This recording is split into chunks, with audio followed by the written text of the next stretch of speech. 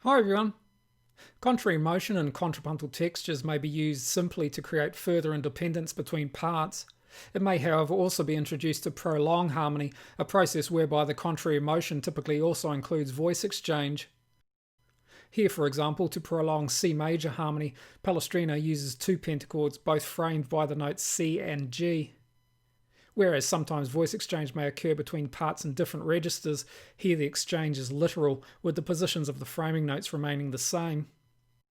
Another common means of using voice exchange can be seen in the following pattern, where while both strands begin in similar motion moving in parallel thirds, a change of direction for the lower pentachord means voice exchange is formed. The upper pentachord also is extended a third below its lower note.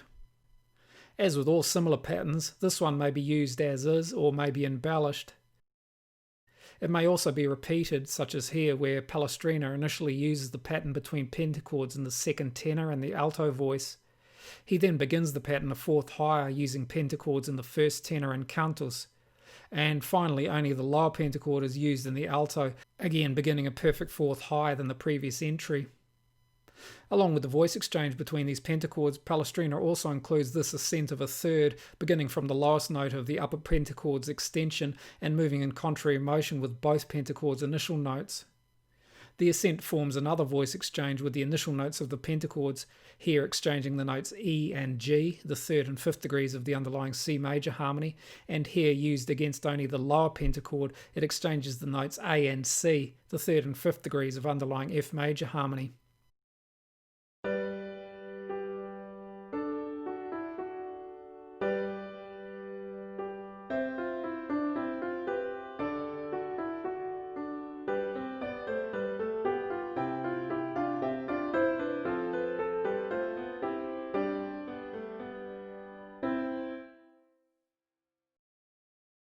Here also in another example by Palestrina, a similar pattern is used. In this pattern, however, the initial note of the second pentachord begins as a unison, with the first pentachord creating a literal voice exchange prolonging D minor harmony but concluding over a B flat major chord. Over B flat major harmony, a tetrachord begins but concludes and interacts with the final notes of the second pentachord over G minor harmony, the harmony which this voice exchange prolongs.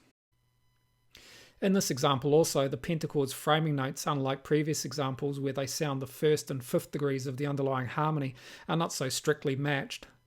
Here, for example, the framing D and A notes are used over D minor harmony, but an A major chord is also included. And here the F of this pentachord sounds the third of D minor harmony, while B flat sounds the third of the penultimate G minor chord.